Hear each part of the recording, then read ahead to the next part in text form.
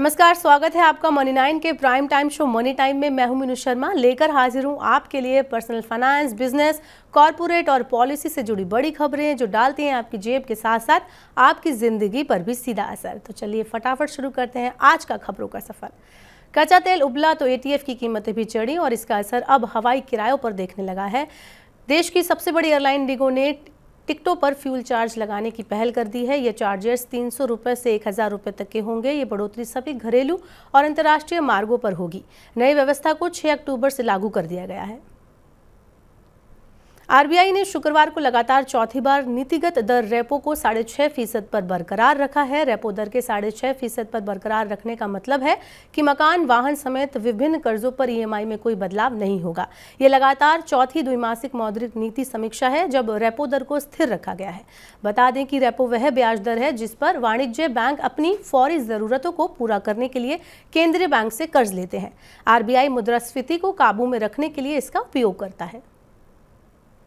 भारतीय reserve bank यानी RBI ने बिना गारंटी वाले कर्जों को देश की आर्थिक स्थिरता के लिए खतरा बताया है। भारतीय रिजर्व बैंक ने कहा है कि बिना गारंटी वाले कर्ज में असाधारण बढ़ोतरी के चलते आरबीआई सतर्क है। केंद्रीय बैंक उन जोखिमों को चिन्हित कर रहा है जो वित्तीय स्थिरता के सामने आ सकते हैं।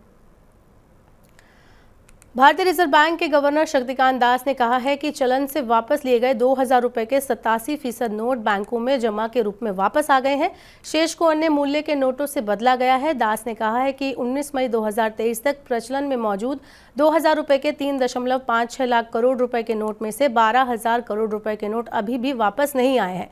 आरबीआई ने पिछले शनिवार को कहा था कि 29 सितंबर तक 3.42 लाख करोड़ रुपए के नोट वापस आ गए हैं, जबकि 14,000 करोड़ रुपए के नोट अब भी वापस आने बाकी हैं।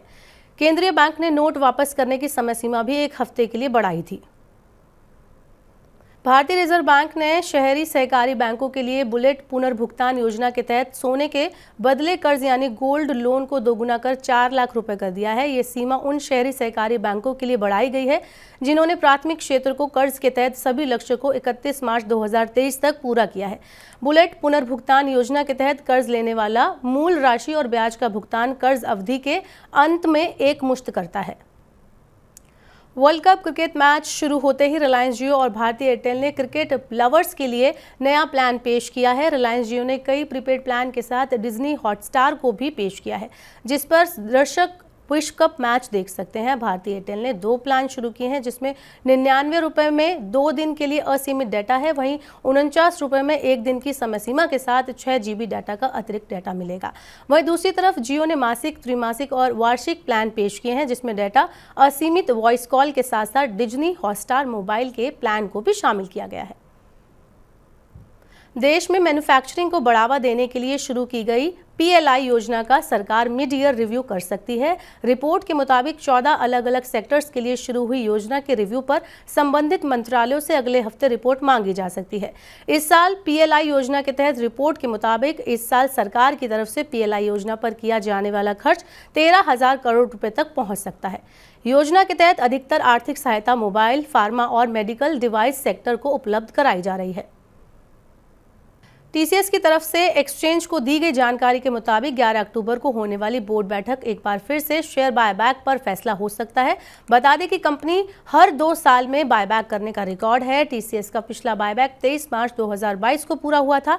पिछली बार 18,000 करोड़ रुपए का बायबैक आया था।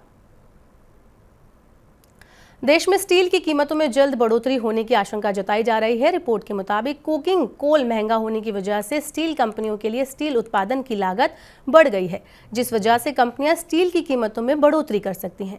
रिपोर्ट में सूत्रों के हवाले से कहा गया है कि स्टील कंपनियां दिसंबर तक स्टील की कीमतों में 25 से $50 प्रति टन की बढ़ोतरी कर सकती हैं। आंध्र प्रदेश सरकार ने किसानों के लिए न्यूनतम समर्थन मूल्य की गारंटी देने के लिए कानून बनाने की अपनी योजना को स्थगित करने का फैसला किया है।